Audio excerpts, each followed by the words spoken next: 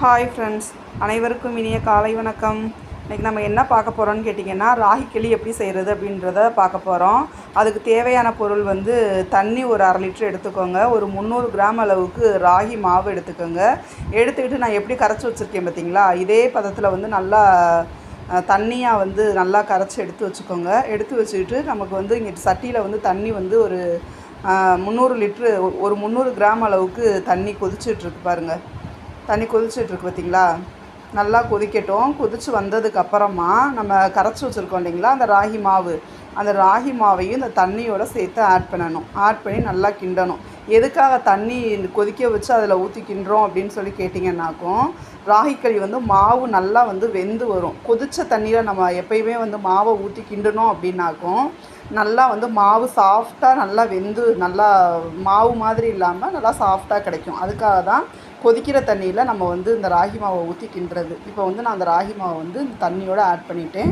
Add பண்ணி இதை வந்து நல்லா கிண்டிக்கிட்டே இருக்கணும். கைவிடாமல் கிண்டணும். ஏன்னு கேட்டிங்கன்னா கட்டி விழுந்துடும். இல்லைன்னா நம்ம அடுப்பை வந்து சிம்மில் வச்சுக்கணும் ஸ்டவ்வை. சரிங்களா.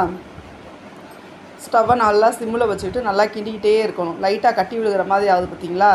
அதனால் என்ன செய்யணும்னு கேட்டிங்கன்னாக்கும் நல்லா சிம்மில் வச்சுட்டு நல்லா கிண்டி விடணும். எப்படி கிண்டுறேன் பார்த்திங்களா. கைவிடாமல் கிண்டிக்கிட்டே இருக்கணும்.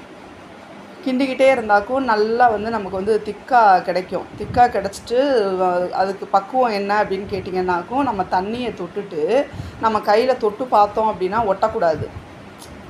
அதுதான் வந்து நமக்கு வந்து பக்குவம், வெந்த பக்குவம் அதுதான். சரிங்களா.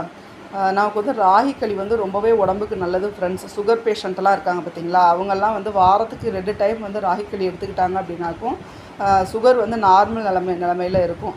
நம்ம வந்து எப்பயுமே சுகருக்கு வந்து டேப்லெட்லாம் அதிகமாக எடுத்துக்கிறத காட்டிலும், டேப்லெட்டும் எடுத்துக்கணும், இருந்தாலும் வந்து நம்ம நார்மலாகவே சுகர் வந்து இருக்கணும் அப்படின்னு நம்ம நினச்சோம் அப்படின்னாக்கும், வெறும் அரிசி கலந்த சாப்பாடையே சாப்பிடாம இந்த மாதிரி ராகி களி, புட்டு, இந்த மாதிரி நம்ம வந்து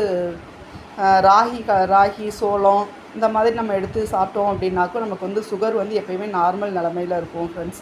இப்போ வந்து நமக்கு வந்து ரெடி ஆகிடுச்சு பாருங்கள்.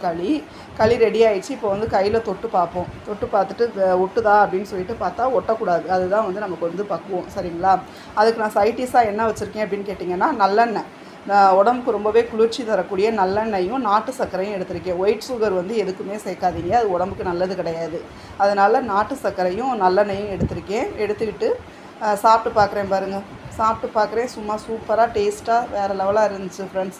நீங்களும் இதே மாதிரியே ராகி களி வந்து செஞ்சு சாப்பிட்டு பாருங்கள். நல்லாயிருக்கும். வீடியோ பிடிச்சிருந்தால் லைக் பண்ணுங்கள், கமெண்ட் பண்ணுங்கள்.